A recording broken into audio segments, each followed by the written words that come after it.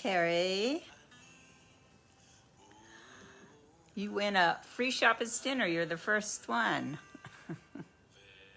Hi, Lorette. Barbara. Isn't this beautiful music? Phyllis. Hi, everybody. So nice, so nice. This music is beautiful. It's Shlomo Katz from Israel. Hi, yeah, Shabbos Bereishis. We're going to start in a minute. I hope everybody had a beautiful holiday, a beautiful Yontiv, a beautiful Simchas Torah. Yeah, it's exciting. It's like we're beginning the year. It's the first Torah reading of the new year that we're spending together, and I hope we'll be together not only in this way, but in person for all the Torah readings for all the years to come. And we can expand out from the Torah readings also. Okay, so I'm going to close this. And, hi, Lorette. Oh, Sarah Lydia. Okay, now we have Jerusalem on the line. And we have my son, Beryl. Sarah Lydia lives in Jerusalem. For anybody who wants a wonderful friend to visit. And hello, Beryl. Beryl wrote mother, so everybody will know that is my son. Okay, so I want to begin. Oh, I think I'll wait a few more minutes. Okay. So Sarah Lydia has been in Yerushalayim, and basically during this time, her husband, Shmuel Asher's here also. Her husband learned how to become a baker. And Jill's here. I'm just going to do roll call. And her husband, who is a perfectionist, which we are going to talk about today, has been making he's French, baguettes and delicious desserts. So I guess when you're in lockdown with somebody who is a baker, good luck to you. Is all I have to say to Sarah Lydia. Okay, so I'm going to start, and I want to start with a beautiful story that came onto one of my millions of WhatsApps that I use for entertainment and sometimes for inspiration. So this is I don't know exactly what city this is in Israel, but I'm on this wonderful app with these beautiful women who are always sending inspiring, really inspiring teachings and things to uplift each other. So here is a teaching they sent about Simchas Torah. And even though this week's Torah reading is Shabbos Bereishis, it's the book of Bereishis. In English, we call it the book of Genesis. It's the first Torah reading of the year. But we're still connected to Simchas Torah because one of the things that we know is that when we finish reading the Torah, which we did on Simchas Torah, we read the last parsha, the last chapter, which is called Zos HaBracha, and we begin immediately with Bereishis. So it's almost like a circle, that it's never ending, and we end and we begin together. And we'll go into it a little, but the last letter of the Parshas Zos HaBracha is a Lamed, and the first letter of Parsha Bereishis is a base, and a Lamed and a base spell the word Lev, and Lev means heart. So we're connected, Simchas Torah, the last Torah reading of the year, and Shabbos Bereishis. So I want to share this beautiful story. I'm going to read it. I just read it once, so I'm just going to read it to you. So it's a community that was doing hakafos. So hakafos, for anybody who might not know, is the dancing, the celebrating with the Torahs.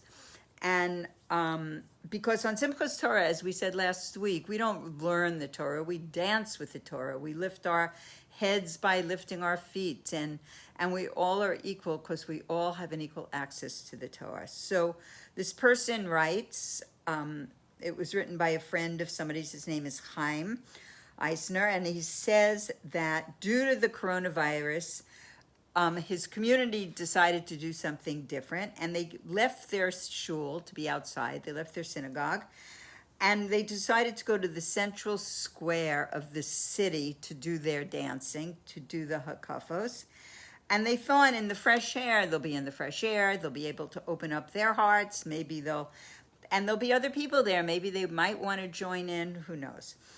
So they started dancing the traditional like melodies and the traditional hakafos in circles with all these tunes. There are very many tunes that are always sung on Simchas Torah. And all of a sudden, they found themselves in this big, in the center, it was called Kikar Habima, center of this city, face to face with a demonstration. So during the time of Simchas Torah in Israel last weekend, there were many, many demonstrations against the government for being locked down. Everybody all over the world is very tired of being locked down. I mean, there's actually no other way to say it.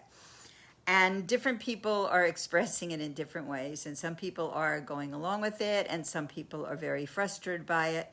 And in Israel, there were big demonstrations, you know, I know that my daughter in Jerusalem said that they were being watched, different people were being watched to make sure you didn't go to somebody else's sukkah.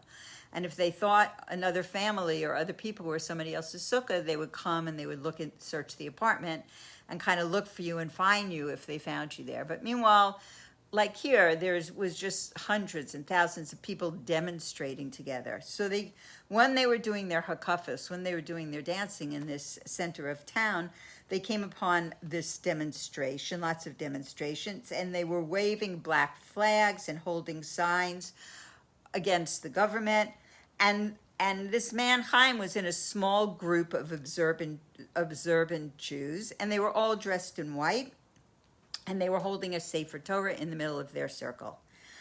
And it says, when you first looked over, it looked so out of place, all these few people in white, and there was this sea of demonstrators dressed in black, and they were standing, both were separated in separate lines, and it looked like there would be no way to get them together. But suddenly, he said something happened. He said the singing and the simcha means joy, grew stronger.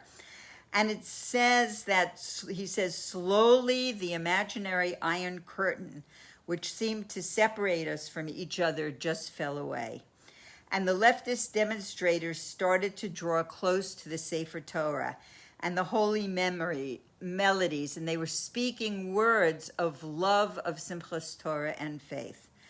And he said a photographer came into the circle and said he had come to join the demonstration, but he just had to follow his heart, and he had to leave it, and he had to come and dance with the Torah for Simchas Torah. And then there was another demonstrator that came, and he wanted to hold the Torah, and more people came to dance from the demonstration with the Torah.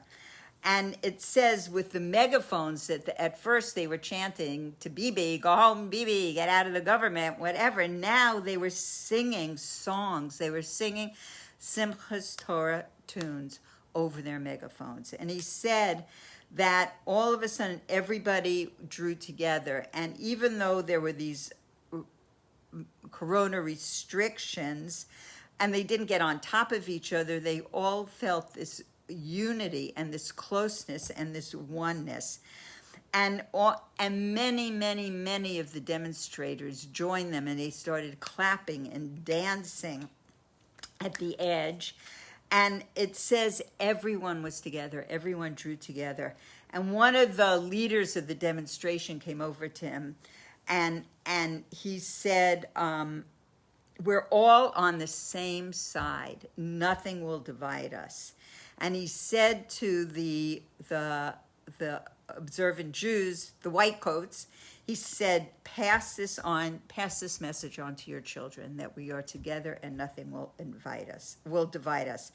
And he said, and when all this was happening, he said on a nearby hill, there was another group of demonstrators with microphones, and instead of shouting the slogans of destruction that they were shouting and how terrible the government is, they started to sing the song, Sisu v'simcha b'simchas Torah, usuno kavod la Torah.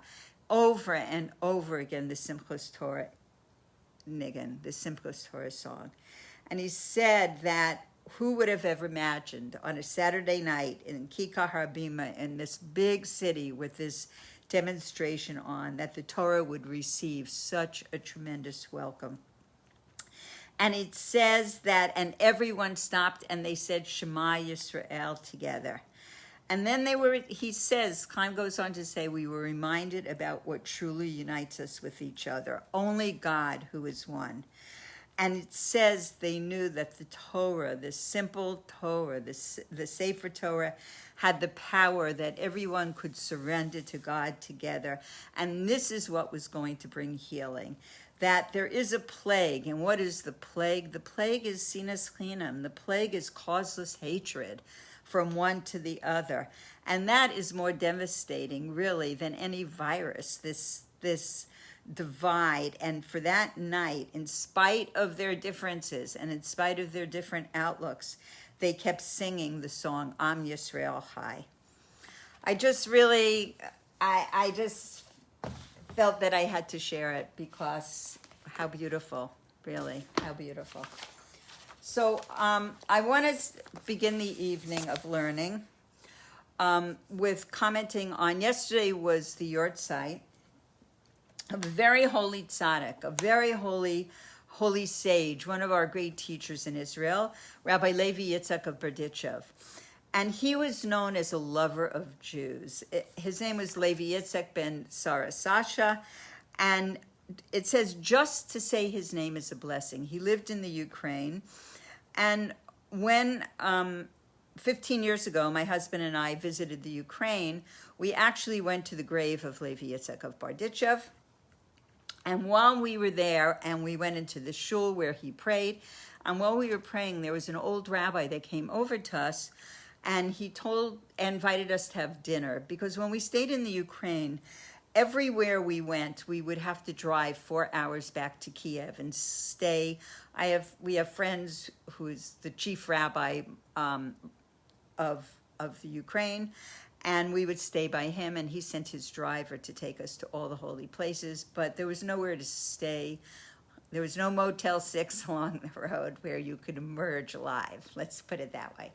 So this rabbi came up to us and he said, please, let me invite you to dinner. My housekeeper will make dinner for all of you. And he told us that he was the rabbi. He was from New Square, New York, which is near Monsey. And he told us that he and his wife, for the last 40 years on and off, have been running a soup kitchen there for all the elderly Jews that have been left behind by the younger Jews, either moving to other cities or moving out of the country. And that his wife was back in New York. She wasn't feeling well. He was elderly also. And he was here for a few months by himself, and he'd enjoy having us for dinner. So we went to have dinner with him, and my friend Marion Rhodes, who was with us, started to tell him about a time that they met with the New Square Rebbe. She and her husband Meir had been, I think, hitchhiking over the Washington Bridge, and somebody picked them up from New Square and said, why don't you come to Farbrengen with us? And they went. So when they brought up New Square, my husband said, oh, I have a cousin that lives in New Square. And this rabbi from New Square said, really, what's his name? And when Shlomo said the name of his cousin, the rabbi looked at him and he said, that's my cousin also. And they were actually cousins to the same cousin, not from the same side. I think my husband was cousins on the mother's side, and he was cousins on the father's side, but the kids were cousins together. So we discovered this long-lost relative at the grave of Levi Yitzchak of Berditchev. So there's a beautiful story told about him. And it says that there was a Rebbe, his name was Naftali Svi of Rupshitz. And it says on Hanukkah, he would go and he would roll in the snow. And his students thought that was so odd, like, what does rolling in the snow have to do with Hanukkah? And they asked him, and he told them when he was a young yeshiva student, he decided that he really wanted to spend a Hanukkah by Rabbi Levi Yitzchak of Berditchev, and he traveled there. And he was young, and he said he crawled under the tables and the benches until he got to stand by the side of Rabbi Levi Yitzchak. And he said that he saw that he was preparing the menorah to receive the oil, because olive oil is used in the burning of the menorah. And he was standing there pouring the oil into the cups. And he said that he was in such a state of dvekus. Dvekus is being on fire for a oneness with God. He was, and he was, had such deep connection and such deep oneness that he was just not in the same world, you know, and then the oil was spilling all over because his intentions and his musings until he got it right, and then his prayer and his lighting of the menorah was such that all the students, all the followers started to tremble, and that this Naphtali Tzvi, this Rabbi Naphtali Tzvi, said he felt like he was burning up. He was burning up from the fire of the transmission of the connection to God that Rabbi Levi Yitzhak had. So he said that every year on Hanukkah, when he lights the menorah, he meditates on Rabbi Levi Yitzhak and his intentions and his devekas, his unity, his oneness with God. And he starts to become so heated up, and he starts to burn that he has to run outside and roll in the snow to cool down his burning. And he was inspirational. He inspired everybody he met, and he was called the defense attorney of Israel, and he lived for 70 years, like the years of King David. And it says that we learn from him to view everybody positively. And he saw, and this is the reason to go to him, and this is the reason why people were on fire from him, because he saw the holy spark in every Jew, and he gave everyone the benefit of the doubt and elevated everyone's status to the one of merit. And we know that there's a saying in Torah, and it says, "Do not judge your fellow until you come to his place." So the Sfas Emes, who's a Torah sage, said, it will be impossible to ever walk in the same footsteps as your fellow Jew, so that you will never be able to judge another Jew. And this was Levi Yitzhak. This was the gift of Levi Yitzhak. So I want to dedicate the class today to all of those who need a refuah shlema, to all of those who need a healing, and to Levi Yitzhak, that we be inspired to really be able to look with the eyes of Levi Yitzhak, to only look for the good in each other. And I also want to dedicate the class. It's going to, Rosh Chodesh Cheshvan is going to be Saturday night and Sunday night. And Sunday night is the yortzeit of my granddaughter, Alta Shula Bas Yosef Yitzhak. And so I want to dedicate this class and ask everybody in her name and for the elevation of her soul to really please to take on reaching out to another Jew. The one thing that gives her family, all of us, comfort is in her name, mitzvahs being done and beautiful things being done. So I always ask every week people to ask your neighbors, your friends, light Shabbos candles, take a class, get holy books. But there is a new project in Los Angeles, and it's about getting all the women to light Shabbos candles. So there's an organization, I'm going to read it out to you now. It's called LA Shabbos Project at gmail.com. Again, LA Shabbos Project at gmail.com. If you email them, they will deliver to you or anybody that you know who would like to light Shabbos candles for the year, a Shabbos candle kit for the whole year of candles and candle holders and the blessings for the whole entire year. And it's going to be delivered before November. So I want to ask everybody really in the dedication of this class for my granddaughter, Alta Shula Bas Yosef Yitzhak, and this daughter of my daughter Hindela, to really please take on a mitzvah in her name and in the name of this class, and to keep it going, and really that we're all in this together, and we just have to light up the world. That's really what we have to do, like that amazing Simchas Torah story of people joining together and bringing more light into the world. So there are many, many things to learn for this Shabbos. Shabbos Bereishis is a very chock-full parsha, and we're going to just touch on some points, and I might skip back and forth, but oh well, okay.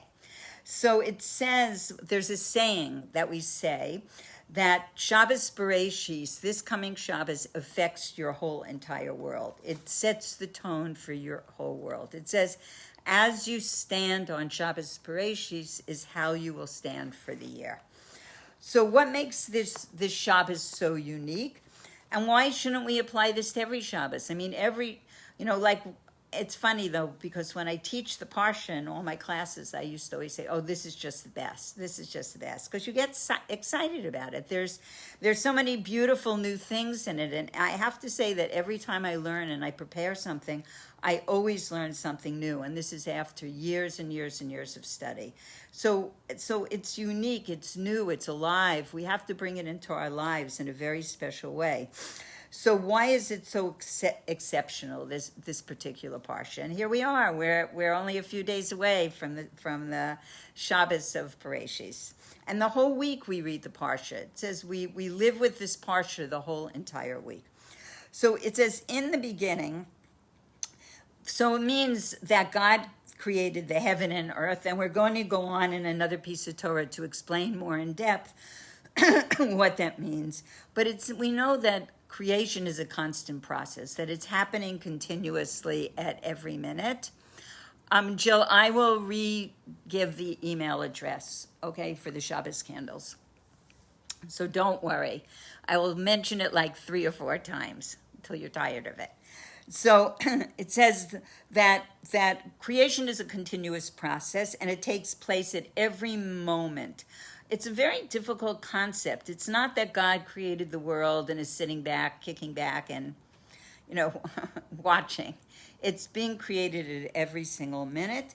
And it says this is the novelty of what we call the 6 days of creation, that the world changes from absolute nothingness into materiality, into being a material being. At every moment, again and again, it becomes new. So we say that there's a verse, and it says, forever, eternal one, your word stands in heavens. So it says that our very existence and the existence of all the creatures is only by virtue of God causing it to be so. And that the ultimate purpose and the ultimate being is divinity, is holiness of the world. So now we can begin to understand why Shabbos Bereishis affects the whole world, because the awareness of Bereishis bara, in the beginning, he created, is the foundation of a person's spiritual work, a person's spiritual service of God throughout the year. And we go on to say that when a Jew must transform everything that they do into an instrument of serving God, that you might think it's an impossible task, that everything you do is about serving God. But in reality, it says, forever, God, your word stands in the heavens. And that everything exists by the virtue of what we call the 10 sayings with which the world was created. So it says there were 10 utterances, and if you pick up a Chumash, and if you do not have a Torah, you can go on Chabad.org, and the text is right there, and you can follow it. So it says that there are 10 utterances in the first chapter, and it starts off with, let there be light, let there be a firmament, and on and on. You can read it. And everything came into being by these 10 sayings, by these 10 utterances. And it says that God said, let there be light, and there was light. And we're going to go into this in a few minutes in a little more depth. And this applies to all of creation. Whatever God said was created. And it says he looked into the Torah, and he created the world. So it says that the Torah preceded the world and was a blueprint for the creation of the world. And the universe was created and fashioned on the basis of the Torah, the requirements of Torah. So this is how God presented the world, through looking into the Torah. And that's what we do every week, is we're looking into the Torah. And it says we have to realize that the world can't possibly be an impediment to mitzvahs. You know, that if the God looked into the Torah and created the world, and the Torah is giving us the mitzvahs by which we have to live, we know that the Torah says, I am the eternal, your God, and all of the 613 mitzvahs are for you to do. So when a person accepts the Torah as the true reality of the world, she and he will be moved to say verses of Psalms and verses of Mishnah and of Tanya, even when walking in the street and involved in one's personal occupations. And I know I used to drive, we used to go on a lot of road trips, Miriam Rhodes and I, and she would always make me on all the road trips memorize my psalm for the year. And she'd say, okay, say the first line. And I go, Marianne, I don't want to really memorize this. And she said, no, you have to have words memorized, because it says when you walk on the way to be able to say them. And I was never good at memorization, but I got a few lines into each psalm each year.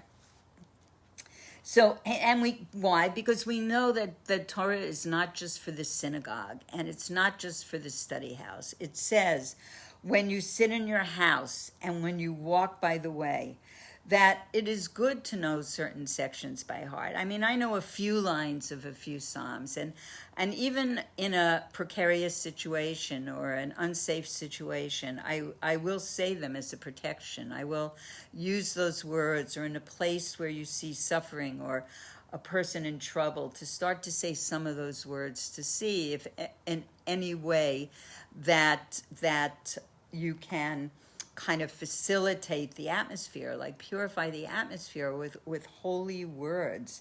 And it says that it's a benefit to the person saying the words and to their environment, and it's an antidote to the spiritual pollution of the air around a person. So that might be a good thing, since if everybody's locked in with Corona and is not doing too many activities, everybody's psalm is your age plus one. So if you're 70, your psalm is 71 for the year. And it would be good. You could start learning a few lines of your psalms so that you will know them by heart when you walk on the way, when you sit in your house. And it will be a benefit for everybody. It will be a benefit for the environment also. So every good deed also will turn the scale of merit in the world to good. So you can have an effect. You know, like we sit, I know that sometimes you will sit in our homes and we'll say, what can we do? You know, this conflict is going on in this part of the world, this horrible thing's going on here. Somebody might be in the hospital and there's nothing you can do for them, but you can. These words of Torah, these words of the Psalms have an effect, and we all have an ability to say them. So the saying that Shabbos Bereishis affects the whole year means both on the spiritual level and on the physical level. There's a knowledge and awareness that forever, it says, forever eternal one, your word stands in the heavens. And it doesn't relate only to this time of spiritual worship, but it also can relieve you of worries about physical matters, worries about children, worries about life, sustenance. That we need to remember that everything is from God. So there is a story told about a small village in Poland.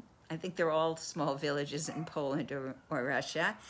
And there was a community where they would have a morning prayers, and after the morning prayers, somebody bring out a little bottle of schnapps, and they'd have a little cake, and they'd say l'chaim to each other, And then they would go about their day, whatever they would do. And the rabbi of the community died, and they had to find a new rabbi. And the new rabbi came in, and this new rabbi said, "Oh, it's just a waste of time. What is this? It's schnapps and cake and l'chaim in the morning. No. We all have to get to work. No more. We're not going to do it." And all of a sudden in the community, there were so many problems, so many difficulties, and people's livelihoods were being compromised, and marriages were in trouble. And the community got together to think, what is different? Why all of a sudden were all these problems happening? And they realized that they weren't gathering together on the physical level. They were just praying together on the spiritual level. But on the physical level, they weren't gathering together, because when they would gather together and say l'chaim, and one would say, my horse isn't feeling well, and I really don't know what to do, and it's my livelihood, and somebody would have an advice for them. And then somebody might say, oh, my wife and I were having problems, and somebody else, and they're saying l'chaim to each other, would have advice for them. And they would see that for bringing that time of meeting on one-to-one in the physical world can have equally as much value as saying your prayers only to God in the physical world. So it means, like, in all aspects of your life, we have to set the tone of being connected to each other and connected to God. So it says the Holy One looked into the Torah and created the world. And the Torah is called the blueprint of the world, just like you would have a blueprint with a builder building a building. So it says that this Shabbos, coming up, Friday night to Saturday night, Shabbos Bereishis, is an auspicious opportunity to add in one's learning, to intensify in one's study. So download, if you don't have any holy books at home, you can call me up and I'll lend you some. You can download from your computer different classes, different teachings, to do a little extra this Shabbos, to just add on to what you normally do.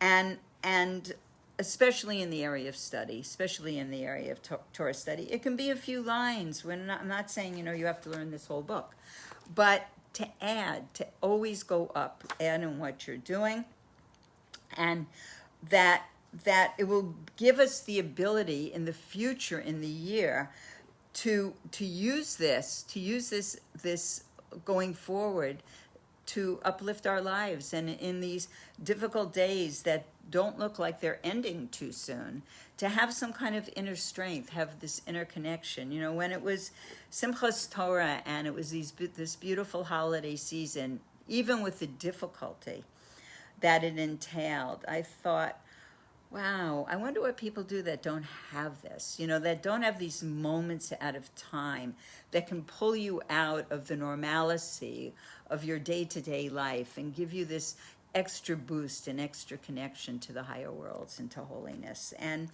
it will provide blessings to us in the physical realm of children, life, sustenance, and in our spiritual lives and our connection to how we serve God. And this particular Shabbos is called Shabbos Mevorachim. So once a month, we bless the new month that's coming. And this month that's coming is called Mar Cheshvan.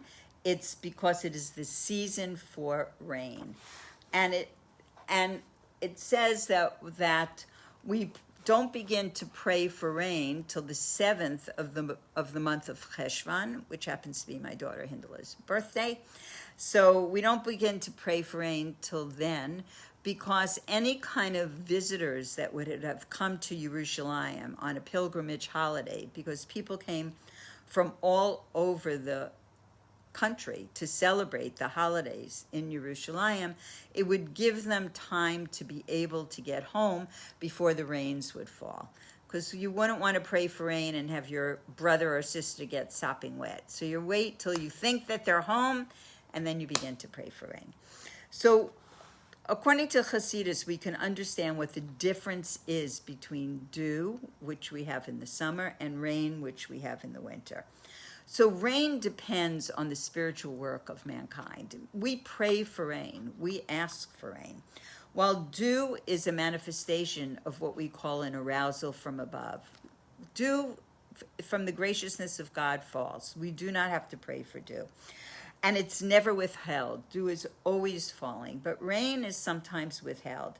And it depends on a person's avoda, a person's spiritual practice, and it is more difficult to attain. And we know that there are times, I mean, look what's been happening, not just in Israel, but in California, with the dryness and the fires and the lack of rain, that we need to pray for rain. Rain comes according to us bringing it down, us arousing from below, arousing our hearts to God from below. And so we have a difference in the seasons of summer and winter in the spiritual context. So summer is for dew, it's this arousal from above to below, and winter is for rain, and it's an arousal from below to above. And winter is a more difficult time. So in the summer also, there's a strong radiation in a certain sense that it says the eternal God is a sun and a shield. So in the physical sense, there's even a stronger radiation of the sun, a stronger radiation of light. And winter is harder. Winter is colder. Winter is darker. Winter is more difficult. And the previous Rebbe said the service of God in the summer is much easier than in the winter. And I know that for all the summers that Shlomo and I spent in Israel, the summers were much more lively, and it was much easier to work with people and really to show them the beauty of Judaism than it was in the winter months when we were there, when people were cold and indoors and, not so much seeing the beauty of the land, et cetera, et cetera. So the Shabbos, this coming Shabbos, is when we are going to bless this month. And we're going to bless this month that we have proper rains for the year. We need these rains for the year. However, this Shabbos is still in the month of Tishrei. Tishrei is the month full of the holidays and full of rejoicing. And it says it's satiated with everything. So it gives us the strength to go forward into the winter. And we get this energy and we get blessing for the whole entire year on the material level and also on the spiritual level. So I want to continue. I have a few things, and I'm just going to spell out the email address to get your year supply of candles, and not only your year supply of candles, but if you already light Shabbos candles, really try your hardest to find other people who don't. And you can give their addresses with their permission, of course, to this project. And they will deliver to your door, hand delivered, these items, okay? Which is a year's supply of candles and candlesticks and the blessing. So I'm going to spell it, LASHABBOSPROJECT, LA Shabbos Project at gmail.com. Okay, so I want to, 1 second. I take notes in a very peculiar manner, and okay, here we go. I take them back. Sometimes I take them backwards to forwards like in Hebrew, and sometimes I take them forwards to backwards like in English. Okay. So this is a teaching I heard from a wonderful teacher from Israel, Ner Menusa. He is a student of Rabbi Yitzhak Ginsburg, and I want to encourage anybody who would like to get a wonderful Torah thought for the day can go on Rabbi Ginsburg's website, Galenai, or inner.org. That's easier to remember, inner.org, and request to be put on an app. And there's these beautiful teachings for the day. And Ner Menusa is a teacher for Rabbi Ginsburg, and this is some of his thoughts on this week's Parsha. So we know that we're going to focus on one segment of this week's Parsha with his teaching, which is the first segment, which is the Chesed segment. Chesed is about loving kindness. and the story of creation. So the world was created with loving kindness. You know, you can just stop at the end of that, put a period there, and that's it. But the world was created with loving kindness. And it says in Hebrew, Bereishis bara. But the way it is translated the way it should be translated in reality is in the beginning of God's creation, heaven and earth, and then the earth was void and chaotic and dark and in darkness, and the Spirit of God hovered over the waters. But we translate it mostly, in most translations, it's in the beginning God created. But it says the true translation of the words is in the beginning of God's creation. And so what was there before creation? That's the question that's being asked. And there are many questions he's going to ask. We're only going to address one of them. He's asking what was there before creation and what is the meaning of the chaotic state that existed before creation. And that you can go on his YouTube and see. We're not going to go into that, but we're going to talk about what was there before creation. So it's talking about here divine light. And it says that God the Torah starts Bereishis with the letter base. So we know that the letter base is the second letter of the alphabet. And so there has to be something that preceded the base. So I'm having all these little hellos, and it's just so irresistible, from Robin and Big Mo. And I just want to say, for whoever doesn't know, I see Big Mo, Mordechai Sieve. My eyes are getting better because I can see who's saying hello, who it needs a huge refuah shlema. He has been Shlomo, my partner in Ascent for 28 years, and that he should be blessed with a complete healing, and the light of Sfat should just be shining on us, shining on the class tonight and shining on all of us, and really that we love you and we only want to see you well. And I see, now everybody's going to want attention. I'm going to say, Debbie and Robin, I'm so excited. Maybe I should just say hi to everybody and Esty. But really, everybody, I see a lot of people who came on tonight, and I have to pull back from saying hello to everybody, but I do see a lot of people who need a refuah shlema. So let's all take on a mitzvah, take on something, because when we ask God to open up the gates and pour down blessings, we want to take something on. We want to make a commitment. Hi, Terry. We want to make a commitment. You know, we want to give something also to the world. So whether it's giving extra tzedakah, or whether it's having your mezuzah checked. Did you have your mezuzah checked in the last few years? If not, it's very important to have your mezuzah checked. To give charity every day. There's something about, there's a teaching, but there were so many for today. I'm not going to teach that one, but there is something about your physical hand transforming into something spiritual that you give every day. You have holy books in your home, and guess what? You open them up and learn them.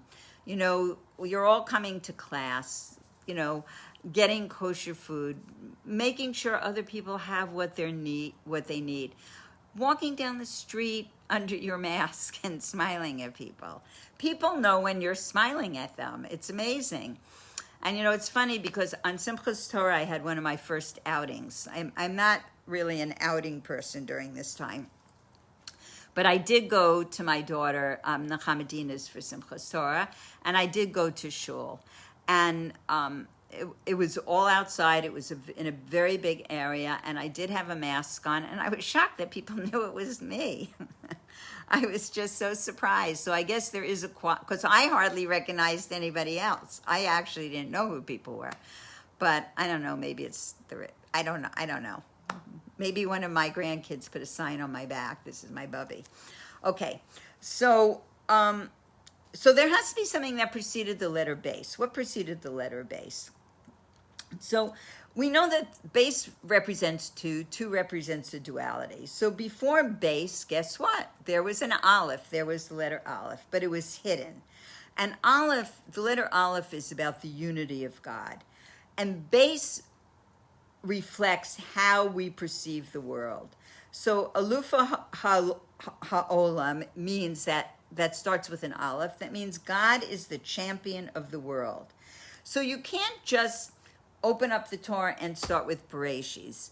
We have to know that there was something that preceded it, and that is God. That is that aleph of the world. That is God. And we want to know what comes before. So Emunah also comes before, and Emunah, which means faith, also starts with the letter aleph. And we need to do something before we start reading the Torah, and that's what we're doing here tonight. So we need to fill in, we need to see that there was a divine revelation, and we need to have the faith that this is a divine revelation. So as we said in the beginning of the class, that after Simchas Torah, we finish reading the book of Deuteronomy, and we begin to read the book of Bereishis. And we have a saying that the end is wedged in the beginning. So in the eyes of, the end talks about in the end of the Torah reading of Deuteronomy, Zos Bracha, it talks about in the eyes of Israel. And the last letter is a Lamed. And the first word of Bereishis is a base, and you put them together, the Lamed and the base, and you get the word Lev, heart. And it says that this connection is the heart, the connection of the end and the beginning in a circle going around, never stopping, is this warm heart. And it rectifies and the heart of the Torah rectifies our heart, purifies our heart. And we begin again. And the entire Torah, the end and the beginning, are tied together. And also so the letter Lamed also precedes the base. It precedes the base from completing of the Torah that we read on Simchas Torah. And it says that also we know that Torah was written in the heavens, a black fire on white fire. And we did talk last week a little bit in the class about this black fire on white fire. So it says the white fire is the negative spaces in the Torah. And that's also called the Torah. It's not the letters, but it's the spacing. And it's the spaces around the letters. And it's another alphabet to know how to read that white fire. And it says that we have to read between the lines. That was also one of my husband's favorite sayings. Like when he wanted to make a point, he'd go read between the lines. And we're saying that here. So I just want to toss out a few random little teachings about this parsha, and then we're going to go into 3 different topics. Okay, they're from just different classes that I listened to and I read in books. So I just have a few notes here and there. There's a woman in Yerushalayim whose classes I listened to. Her name is Rebbetzin Malka Friedman. And there's Hanarachos Schusterman, and there's Rabbi Raskin that I studied with, and the Lubavitcher Rebbe. Many teachings like what I just taught about how you stand on Shabbos Bereishis is how you stand on the whole year is directly from the Rebbe. So the Ramchal talked about the purpose of creation for God was to give his goodness to those he created.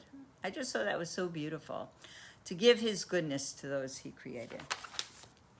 And also we have the most popular story that everybody knows about that I'm not going to go into in depth, but the story of the eating from the tree of knowledge. Okay, so we know that there was Adam and Eve, and God told Adam he could eat from anything in the garden except for this one particular tree. And the snake pushed Eve into the tree, and she touched the tree, and he said to her, "See, nothing happened to you. here, eat from the tree, and she ate from the tree, and she gave Adam to eat from the tree, and that was a big problem for all of us till today, okay? So all of a sudden the voice of God comes into the garden, and he asks Adam, where are you? This is a very famous saying, where are you? And because they had distanced themselves from God, they understood that there was something wrong. And there's a beautiful teaching from the time that the Alter Rebbe was in prison. The Alter Rebbe was the first Lubavitcher Rebbe, and he was imprisoned by the Tsarist government for teaching Judaism, for teaching Jews Torah, for teaching children Aleph Beis, for teaching us about Shabbat, for everything that I am saying tonight. He was condemned to death for, basically, everything, because all the teachings ultimately come from him. And so many of the people of the terrible NKVD, which was the terror organization calling themselves police, that were torturing and killing Jews, one of them, and they were Jewish, many of them were Jewish themselves, and he came into the Alter Rebbe's prison cell, and he said to him, I have a question for you. You know, God calls out to Adam in the Garden of Eden and says, where are you? What does that mean? And he said, and he was an educated Jew, sad to say, and he said, and I don't want the answer that Rashi gives. Rashi gives an answer, you know, whatever. He says, I don't want that answer. I want to know what you say. So the rabbis said, what is that ancient cry that comes from the book of Bereishis, mate? Where are you? It says, and I don't know if Terry, send a little heart if you're still on. I won't tell the story about you, but I told this story at her baby shower. So he says, where are you? Where are you in your life? Where are you in your Judaism? Where are you in how you connect to God and how you relate to God and how you live in the world? Where are you? That's the question that's being asked. And it's a question for all of us to ask ourselves, you know, where are we? Are we doing the right things? Are we growing? Are we adding in our ability to serve God? Are we adding in our kindness to each other? Are we adding, you know, in making the world a holier place and a better place and a happy place? No, a different Terry. So, I told this story at a baby shower, and the Terry that I told the story at her baby shower, it was her mother gave a shower for all her friends.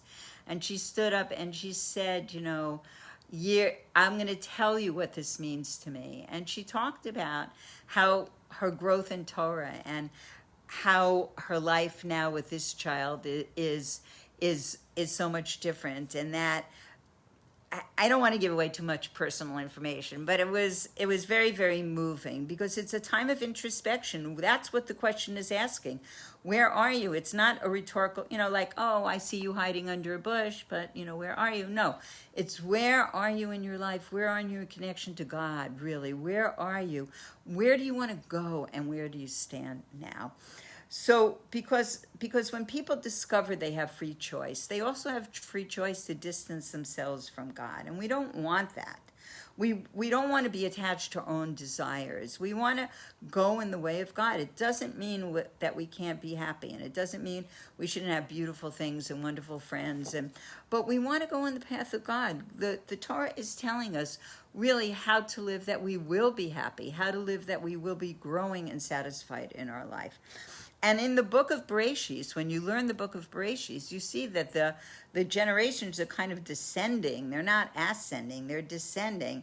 And we know that it says that God created the world as a lower realm, meaning lower in terms of consciousness of God. It's hidden. We have to look for it. We have to find it. We have to bring it out into the open. And it says our free choice is strong. We make a lot of choices, and our godliness is less strong, and we want to We want at least them to be on equal footing. We want to build it up. So that is a presence in our life, and that has a strong presence in our life. And why? Because it says that God wanted a dwelling place in this physical world. What does that mean? It means that he had a taiva. Taiva is a desire. What's a desire? Like, I love strawberry ice cream. You like chocolate ice cream. Why? I don't know. Just because. So we don't know. It says God had this desire. He liked the world, and he wanted a nice apartment in this world. He wanted a dwelling place. So wherever we go, we bring God with us into the world, and we act in that way, and it's an inspiration. You know, when you see people doing inspiring things, it lifts your spirits. It brings a smile to your face. And this is walking there are many ways to walk in the way of God. And it says that God wasn't lacking anything. That's not why he wanted a dwelling place in this world. And he knew that we can transform the world and make it into a world that's conducive to divinity, so that this lower world can have the same vision and can exist in a Torah way. So the Jewish people took on themselves and were willing to make this our mission, to sanctify the mundane, to make the mundane holy. And then there's no mundane. Then everything is about holiness. Okay, so we're going to go on to another part. I have my little notes of what we're going to do next. Okay, so we're going to study a piece of Torah from the Rebbe that is about the creation of light. So it says, and God said, let there be light, and there was light. And this was the first of the utterances, the first of the 10 sayings by which God created the world. And the light was the first of all creations. And the question is asked, why? Because light doesn't have any value in itself. It depends on the existence of other things that it illuminates by having this light and benefit from it. So why was light created first when nothing else existed is the question. So our sages explain that the light made on the first day of creation was hidden for the righteous in the world to come.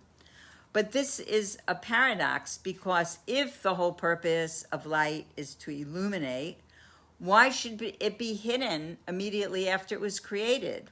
You want to illuminate. If you hide it, it's not going to illuminate.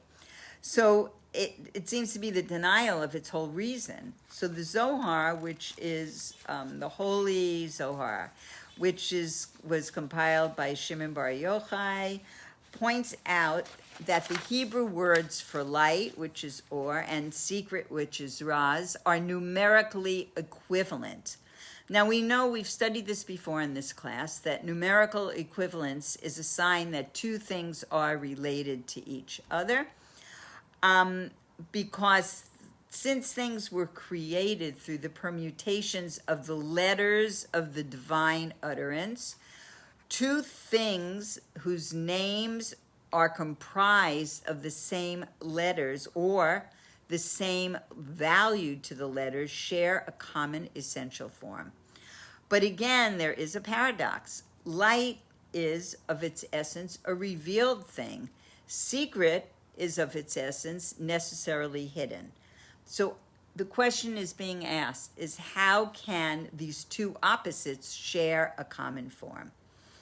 So to resolve this, there's a remark from the Midrash, and it says, just like a king who is building a palace doesn't do so spontaneously, consults architects, has plans, thinks about it. It said, just like that, God looked into the Torah and created the world. He examined order, just like a person who's setting out to make something and they require steps and an order and forethought. It says that we can learn how God's order was brought into the world. Not how God's order was brought into the world, but how God's order was manifested really in the creation of the world. So first, fixed in the mind is the purpose which is desired to be achieved, and only then is the work done. So it says, as it were, this is God's procedure. The purpose of the world was to create a place where the divine light would be hidden in the covering, in the shrouds of material existence. That it should be purified, that there should be a pristine light that God puts in the world, and that this light will manifest in God having a dwelling place in the lower world. Meaning that the hiddenness of God, because if God wasn't hidden, we'd be, like that, doing all the mitzvahs right away, immediately, because we'd see godliness in front of us. But it says the hiddenness needs to be transformed into a revealed presence, and that is the presence of light. So since light was the purpose of the creation, and the purpose is the first thing to be decided on when you begin a work, therefore light was created on the first day. And it says the intention of all the subsequent creations was captured in this phrase, let there be light. So we also know there's an allusion to light in each of the subsequent days of creation, because each day's work concluded with the pronouncement, and God saw that it was good. The word good alludes to light, because the saying is, and God saw the light, that it was good. So we know that light was present on each day of creation. But how can this be if light is the purpose of creation and was only there in the beginning? So how does this purpose make itself manifest? And it says there's two ways. One is in the start of the labor. And it says that and the second is that at every stage of work, there is a prearranged pattern. So, and that prearranged pattern goes in the way of the original design. So there were two aspects of this first light, of this light that was created. Firstly, as it was revealed as the purpose of creation, and secondly, as it was felt indirectly by all the days of creation. And we're going to go on to see what all of these expressions mean. When a building is under construction, the final shape is not apparent, except in whose mind the architect. He knows what it's going to look like. And you see the form only when the work is completed. So it is with the world.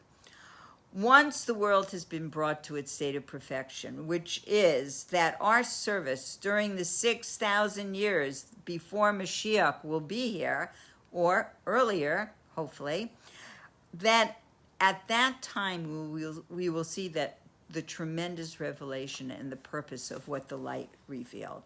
Because the light now is hidden, that holiness, that brightness, that divinity of light is hidden, but it will one day shine brightly like it did on the first day of creation. But something that is hidden has to be hidden somewhere. It's just not saying it's hidden, it was actually hidden. Where was the light hidden? If you guess, you get a free Shabbos dinner someday. So the rabbis say that the light was hidden in the Torah, because the Torah guides us, just like the drawings of the architect to build the building guides the hands of the builders. So through learning the words of Torah, through doing the mitzvahs that were commanded in the Torah, we're shaping the world and we're revealing the light that is within the Torah. And we know that each person is a microcosm of the world, and each person has a destiny in the world. So the spiritual history of the world is also a spiritual history of a person's individual service. light is the purpose of every Jew. We're supposed to be little light bulbs. We're supposed to be transmitting light. And I also read in a teaching by Nechami Greisman that she was bringing down something from the Baal Shem Tov, and she said, we know from the Baal Shem Tov that the most important thing about having an apartment is not its level of comfort. Does it have an extra, a bathroom in the master suite or whatever, but how much light is in the apartment. You want a place that's full of light. We're drawn to light. Light is very important. And light transforms a person's situation and their environment. We bring light into our environment. And when you walk into, people feel that. When you walk into certain homes, you feel the light. When you walk the land of Israel, you feel the light. You're drawn to the light. There's something about it that feeds us, that restores us. So it says not merely by driving out darkness, but by refraining from sin. That's not enough. We want to change the darkness to light. We want to make a positive commitment to good. We're not just pushing away darkness, we're transforming it. That's a whole different level. And it says that this is the order of God in the act of creation. We have to recognize that our task is let there be light, and this light needs to be revealed in all situations, in everything that we do. So it says if light is the purpose of every created thing, that it also must have a purpose in the darkness itself. For darkness does have a purpose, and not that we're trying only to avoid darkness, but we want to transform the darkness. And it says that, and if a person will sometimes come to a point of despair because of the darkness of the world, and this is so much for so many people what's going on today. We have to look to the places of light. We have to look like the story I told in the beginning of that beautiful Simcha Torah story of people on opposite positions joining together. There was an outpouring of it. Was like a light show. If you've ever been to a light show, it was like a light show going on, and that from the beginning, God wanted this to be. He wanted this transformation to take place, and for the sake of Israel, who are called the beginning of God's produce, and for the sake of Torah, which is called the beginning of God's way, we want to transform darkness into the light. And it should be everlasting light. So it says, the words of the prophet Isaiah say, in the times of Mashiach, the sun shall no more be your light by day, nor the brightness shall the moon give you light, but God shall be for you a light everlasting.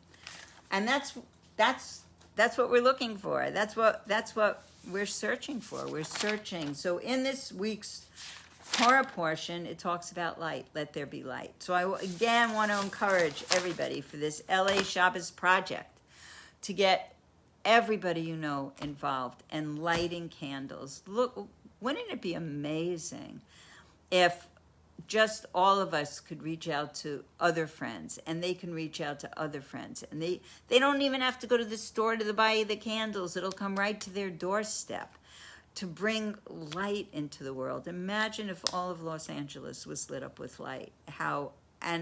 And all of you who don't live in Los Angeles, like Sarah Lydia in Yerushalayim, and Cindy in Muncie, and wherever you are, that every Jewish home should be lit up. It's an opportunity. Everybody's home on Friday. Where are people going? They're not really going anywhere. Most people are home.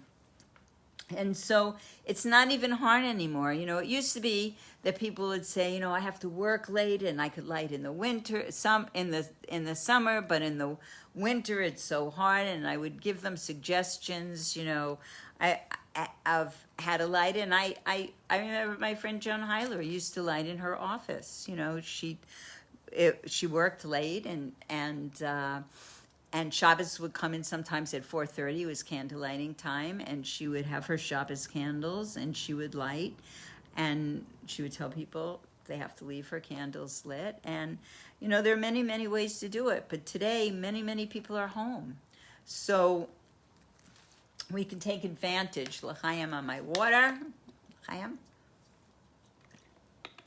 and really light up the world. Okay, so now we're going to go to another part of the Parsha. I studied this teaching with Rabbi Raskin. Another part: be fruitful and multiply and fill up the world and conquer the land. That's another activity, be fruitful and multiply when there's nothing else to do. So it says that there's a Rabbi Akiva, the famous Rabbi Akiva, talks about the letter base. And he said the letter base equals 2. So it refers to a man and a woman. So it says God created Adam, man and woman did he create. So there are 4 ways to say man. There's Anosh, Gever, Ish, and Adam. Adam is the highest level, and that is called a mensch. And a mensch means a man and a woman together, meaning that there have to be masculine qualities and feminine qualities together, and one needs to know how to use the masculine and the feminine. So in the letter base, we find a letter Daled and a letter Vav.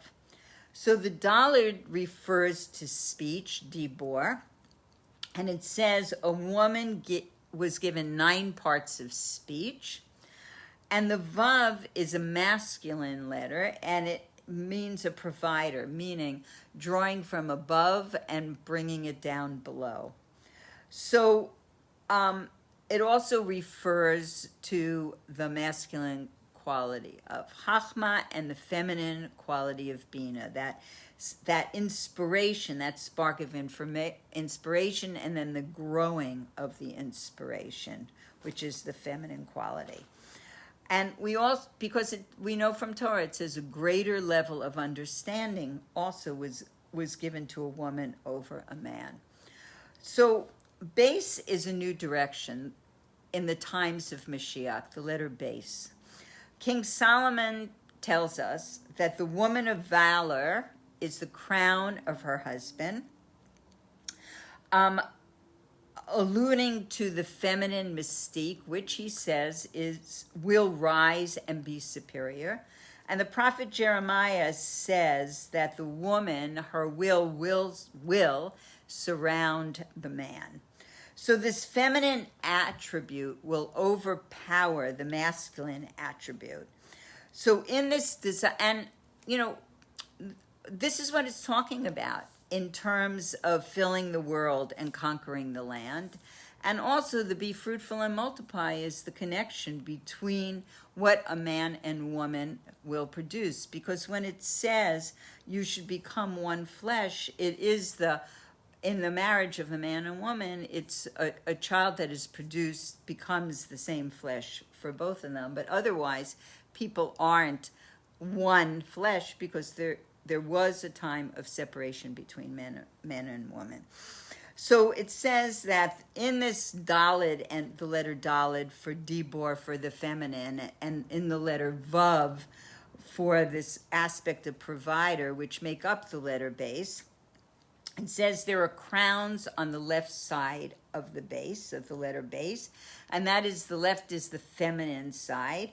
And it says in Kabbalah, mysticism, it says there were 4 crowns and they equal the 4 mothers, Sarah, Rivka, Rachel, and Leah. Also, it says that the gematria of 2 is referring to there were 2 creations. First, there was the creation of Adam, the masculine creation. And then there was the severing. They were man and Adam and the masculine and the feminine were created back to back.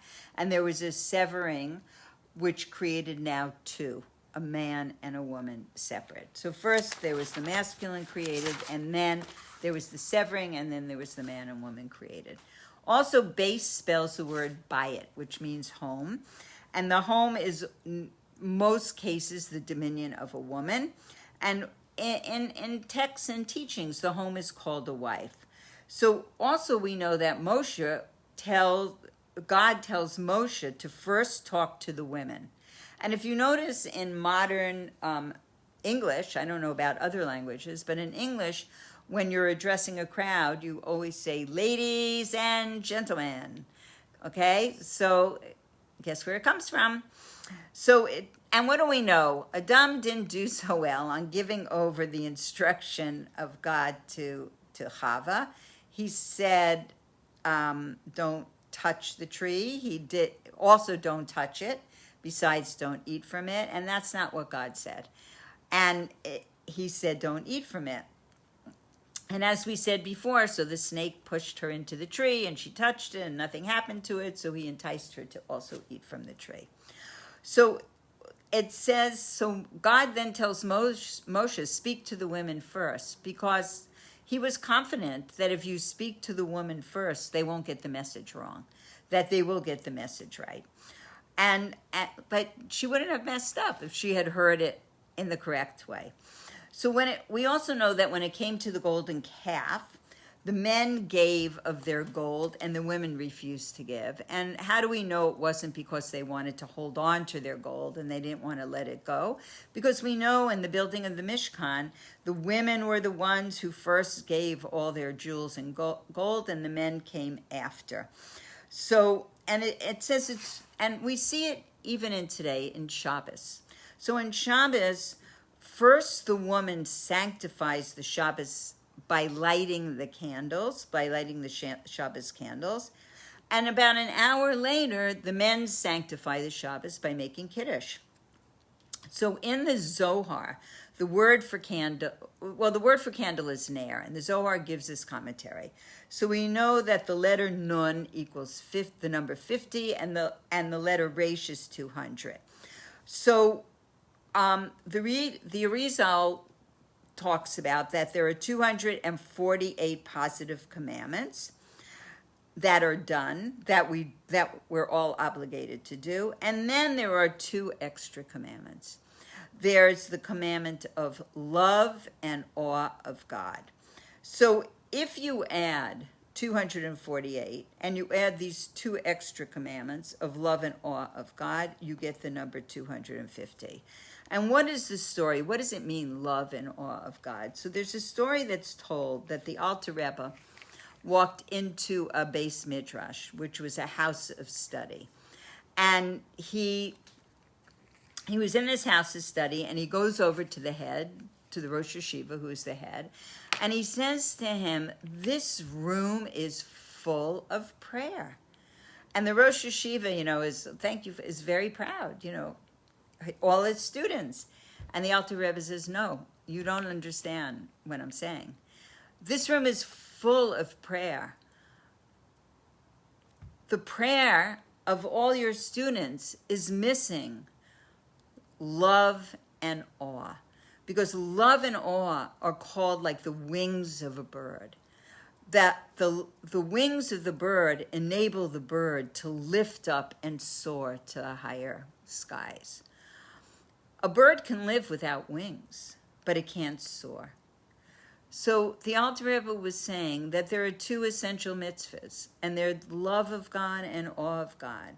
And these 2 mitzvahs have to be attached to every mitzvah that we are doing. We can do them, but we can have them soar. Wouldn't you rather soaring through the heavens than, being heavy laden on the earth? So that's what he was saying. So when we say that ner equals 250, it equals the 248 positive commandments plus the 2 commandments of love of God and awe of God. And these candles are bringing this love and awe into the home, inspiring the family. And it says, in the merit of the righteous women, we were redeemed from Egypt. So we learn from the Arizal, the holy Arizal, who's buried in Sfat, a neighbor of Armo, right down the road. He says, today we are the same souls of that generation that left Egypt. And everything is prepared for the coming of Mashiach, and we only need to receive the countenance of Mashiach. And receiving is a feminine quality. It's not passive. We can be active receivers. And both men and women have to have the same commitment of receiving. And it says that the letter base is the crown of creation. And we both, men and women, need to become a mensch, meaning what we said before in the beginning of this teaching, that we have to have the qualities of both masculine and feminine. So there's this beautiful story that I heard about the Belzer Rebbe, that he had a synagogue in the Ukraine, and the synagogue was being built. And he was involved in every detail of the building, where the beams go and where this goes and where that goes. He was very, very involved. It was his synagogue in the building of the synagogue. And the synagogue was not yet completed, but it was almost completed. So his Hasidim said, why not hold services in the building? It's good enough. We can hold services there. So the Belzer Rebbe said, we can't. The women's section is not yet completed. So the men said, well, what does that matter? They said, they're not needed for the minyan. And the Belzer Rebbe replied, he said, when the holy temple was destroyed, the gates of prayer closed, but not the gates of tears. That is the women. When women pray, they pray with tears. We need the women to pray alongside us. And I just want to say, when I was hearing this story, it reminded me that many years ago, we had such an interesting experience. My husband ran a series of classes. I mean, maybe some people who are on the class now might have been there. It was at the Lux Hotel, right off of Sunset. And it was like 5 therapists and you. And it was about relationships. And he did like a series of 5 of them. And each one had about 250 people that attended. And after the first or the second one, I see in the audience, I see 2 ultra Haredi, but they have a look. Ultra Haredi, with the, I don't know what material it is, wigs that aren't like the glamour natural wigs of today, and little hats on top of the wigs, and, the clothing. And I see them in this crowd of totally secular Los Angeles hip Jews. So at the end of the evening, I went over to them and I introduced myself and I said, I'm just curious, how did you get here? And they told me that they were staying at the hotel. And the story is that they were a mother and a daughter. The daughter was a mother herself, and she had breast cancer. And there was a rabbi in Israel who would give advice of where the best place in the world was, where a person could be treated for what they had. He was a medical expert on some level. And there was a Dr. Wolin that was here in Los Angeles, and he sent them to this doctor to be treated. And they moved into the Lux Hotel for 3 months. It was beautiful. They had, beautiful grounds and beautiful suite, and they moved in for the 3 months of her treatment. And we became very close friends because they were Baba Hasidim. And at that time, Europe was very, I don't want to say backward because that's not the right word. Maybe I should say secretive. That people who had illnesses did not want anybody else to know. And they didn't want anybody in the Bavov community to know that they were here. And so they basically didn't leave their hotel. And I I mean, they did leave. They went for medical treatments, and the mother of the woman that was being treated, she had her out every day riding bicycles and running on the beach and jogging and, keeping moving and eating healthy. And so I helped them. I helped them with buying food and going to the kosher store. And it was Hanukkah, and I invited them to come to our house, and they came, and they had never really been around Lubavitch Hasidim before. And they saw we had like 100-something people in our house and all these activities going on, and they were just so excited, and they came back a lot. They came back to many, many things. It was really an uplifting experience for them. And finally, their treatment was over, and they went back to Belgium. And that summer, I can tell you how long ago it was, because I was pregnant with Shmuley, and he's like 34. So that's how long ago it was. And they invited me to come. They invited me to Switzerland for a few weeks visit, because the Jews of Belgium go to Switzerland like the Jews of Brooklyn go to the Catskills. And they go to Davos. Now, Davos is a world-famous Swiss city because I think they have one of the biggest financial meetings of all the heads of the world there during the winter months, something like that. And they invited me to come. And it was absolutely fascinating because all of these very, very religious Jews, and the city was full, they went hiking every day hiking 8 miles, 10 miles up these mountains. It was really, and on Shabbos, they had a synagogue. This is why I'm telling you the whole long story.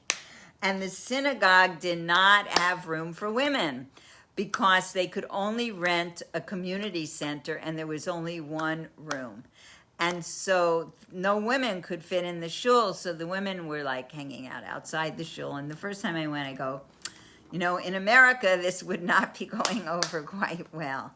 And that is my story about being in Davos, and it was really quite inspiring to be hiking every single day with people that didn't look like they could walk 2 feet. A lot of them like to eat a lot of schmaltz and whatever, but they were they were hiking up mountains every day, 8 hours a day. Everybody was out hiking. And it was really quite an experience. Okay, so that's my story of the women's shul. Okay, and I just want to tell give one more teaching over. I learned this today. I was looking at some teachings on Book of Bereishis. There's a wonderful video teaching section on Chabad.org. And this was a teaching by Rabbi Josh Gorman, who is a beloved rabbi, one of the original founders that came out from New York. And he was the head of 26 Chabad centers in the Valley, and an amazing teacher and inspiration, and very inspirational. And there's a lot of his classes that if you really want to go into text learning and really advance in that way, on Chabad.org, there's a lot of his teachings for every day. The Torah of the day he teaches. So he's speaking about 5 lessons to be learned from the Book of Bereishis. And I thought they were just really perfect and inspirational, so I want to share them with you. He said they're based on 5 letters. PMREC. Okay, they don't form a word, so don't try to think, what do they form, okay? So he brings down, in chapter 1, in the Book of Bereishis, in verse 31, he brings in the first letter. So the first letter, P, refers to perfectionism, okay? So he says, in verse 31, it says, God saw everything he did, and it was good. And then it says, another place, it was Tov, and then it was Tov Ma'od, and it was very good. So the Zohar tells us that Tov refers to the angel of life, and Tov Ma'od refers to the angel of death. So that's interesting. What does that mean? So he's saying that thought is a state of mind, And there is a state of mind called perfectionism. And he said that sometimes there are people who are obsessed that if something isn't perfect, they're not going to do it at all. I mean, I kind of understand it in a way because I swim. And I like to swim 100 laps. And if I can't swim that day 100 laps, I don't swim at all. Now, I'm not a perfectionist in any way, but it's helped me to be, when I learned this, it helped me, you know what? That's a ridiculous attitude. I can swim half if it's a day that I can't swim whole. So he's saying that this comes from a thought pattern connected to angel of death. Because if it's not perfect, then you're not going to do it at all. So it says that if you are of the level that you have to do things very good or bust, basically, then that's considered the angel of death. That's what he's referring to, because we can't always reach the maximum of perfectionism. So there's an example he gave that the Rebbe wrote to a man who is looking for a wife. Don't seek perfection. Interesting. You know, like, he didn't say what he told him to seek, but don't seek perfection. So there's another story that a woman went into a butcher shop and she was looking for the right chicken, and she like picked up 25 chicken. The wing wasn't good on this one, and the leg wasn't good on this one, and this one had too many feathers, and this one, and she went through 25 chickens looking for each chicken. So the butcher comes over to her and he says, "Lady," he said, would you be able to undergo such an examination, such an inspection like this? So he says, we learn from Bereishis, the P, perfectionism. Drop the perfectionism. Okay. That good is good. Okay? Good is good. It doesn't have to be very good, but it could be good. The next letter he brings from this parsha is M for marriage. So he brings in chapter 2, verse 24. Adam says he's lonely. And it says, therefore, God says, man should forsake his father and mother and must cleave to one's spouse and become one's flesh. So the priority is to become married. So and then he goes into how did two people become one flesh is when they produce a child. And often that is the catalyst that helps people in a situation where they might not be able to be one together to work on themselves and to heal their marriages, because they have this one flesh they created, and hopefully they will find a way that they can cleave to each other. So we know that in a future parsha, Parshas Lech Lecha, God tells Abraham to leave his land and birthplace and his father's household. So what does it mean to leave your father's household? It's saying leave old character traits, leave your old habits and behaviors behind. That you might have strong dynamics of a strong personality, but might not lead to harmony in marriage. Find the way to leave what's the past behind and find a way to cleave together in marriage. Like Adam and Eve, our first couple. The next letter he talks about is R for responsibility. It says, God says you can eat from the fruit of any type of tree in the garden, except the tree of knowledge you can't eat. So Chava eats from it. So in chapter 3, verse 11, God says to man, like, what have you done? And he says, oh no, it's the woman that you gave me. She made me do it. And then what does Chava say? She says, the serpent made me do it. So neither of them took responsibility.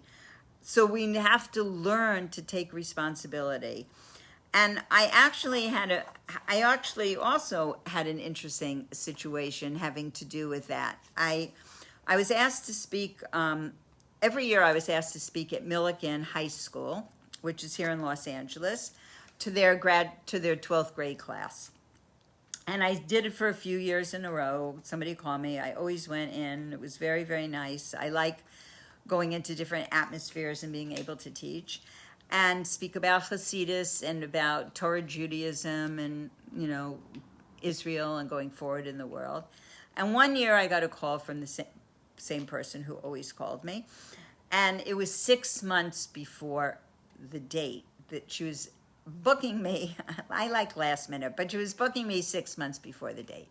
So I said to her, yes, I'd love to do it, but you have to do me a favor. You must call me 3 days before and remind me, because I will never remember.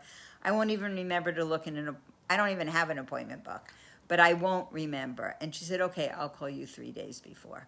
So, it was in the days of the old answer machines, the ones with the little tapes and the phone, they go on and then you can hear the person recording. And all of a sudden I hear a recording and it says, hi, I'm calling from Milliken High School. Where are you? We hope you're on your way. The whole class is waiting for you.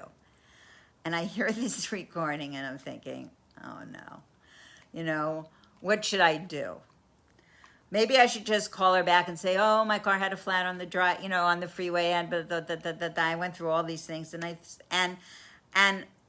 I actually felt it was her fault, because she was supposed to call me 3 days before and remind me, and I thought, no, it was still my responsibility, and I called her back immediately, and I said, I'm so sorry, I forgot. That's, I didn't say, you were supposed to call me 3 days ahead, it's your fault. No, I said I forgot. And the upshot of that was they never invited me again. But I felt that I had to take that responsibility. So I got this point when he said, it wasn't me, it was the other one. No, we have to take responsibility. It says that we also know from this, there was a Jew who had been a great Torah Jew and then went wild in his taivas, wild in his desires for the world. He was a pleasure seeker. His name was Eliezer ben Dudaria. And he was into every woman of the world and every pleasure of the world. And a woman challenged him and said to him, you'll never redeem yourself.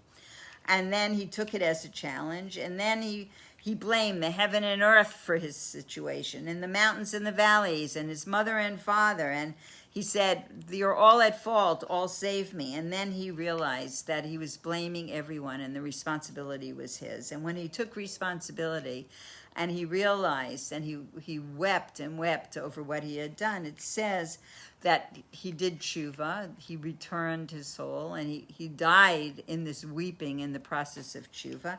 And it said he was able to acquire the world to come in 1 minute by taking the responsibility on himself of him doing wrong, and it wasn't anybody else's fault. So that's what we learn also from this parsha, and the last of our letter, no, the second to the last of our letters is the E for education.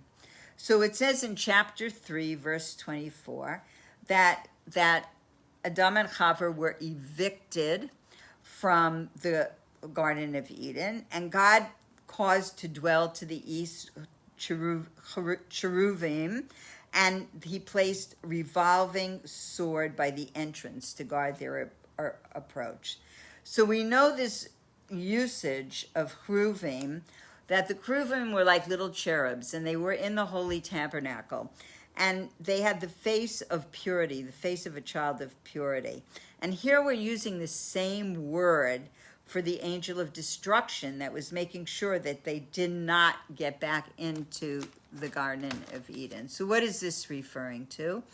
So it says, it's talking about education. It's saying that if a child, or even if ourselves, the child in ourselves, is properly educated and brought up in the right way and shown the right path, then it can have an angelic figure that could even be sitting on the holy ark. But if the child without education runs wild, then it can be the angel of destruction. It can be in the level of destruction. So that we learn that we have to be educated from this to go in the right way, from the fact that the cheruvim were guarding for the with the revolving swords in the place that they shouldn't go, but when you go in the right path, they're also enlightening the place of holiness at the same time.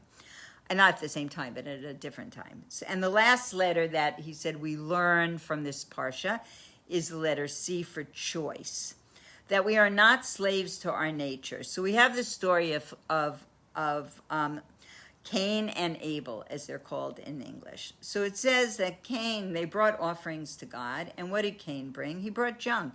He brought the poorest quality of things of his field. And what did Abel bring? He brought the best. He brought the best. So it says that we look at chapter 4, verse 7. God says to Cain, "Why are you so upset? It was your responsibility. You made the choice. Improve your ways. You will be deserving of sin if you don't, but you can control yourself." So we learn from this that we have a choice, that we can control our nature, that we have an ability to turn ourselves around. And again, we come back to the idea of how we stand on Shabbos Bereishis is how we will stand in the year to come. So I want to just end by reading the first Rashi, actually, on this parsha. So I just want to say that I have this, it's called Chayenu. It's a little book, but you can get the app. And it has the Torah reading for the day with the Rashi commentary, and it has the Tanya for the day, and it has the Rambam for the day, and it has little stories in it, not little stories, it has a wonderful story, and it has deep Chassidus, and if anybody wants, you can get it on an app, you can order it as a book, and it's just everything in one handy place, or you can do the same thing on your computer. You could go to Chabad.org and they will send you all those different teachings. You can get them in your mailbox every day, and you can just have them on your computer also. So it's very important when we learn the Chumash that we should learn a piece for each day, and we should learn it with the Rashi. So it says here, in the beginning of God's creating the heaven and earth. Okay, this text is translated correctly. Okay, so it says in the beginning, one second, goes on to say, the strength of his actions, which is an account of creation, that God told his people so as to give them the inherited land of the nations. For if the nations of the world were to say to the people of Israel, "You are bandits because you conquered the lands of the 7 nations of Canaan," they would answer them, "The entire earth belongs to the Holy One, source of blessing. He created it and gave it to whom he saw fit. When he wanted, he gave this land to them, and subsequently, when he wanted, he took it away from them and gave it to us." Our land, Israel. We should pray for the land of Israel. We should pray for the peace and the security of the people there. It's been a pleasure learning with everyone, and I hope to see everyone next Wednesday. And you should have a beautiful week, and you should really take on something extra for Shabbos Bereishis. So see everybody next week. Thank you for coming to the class.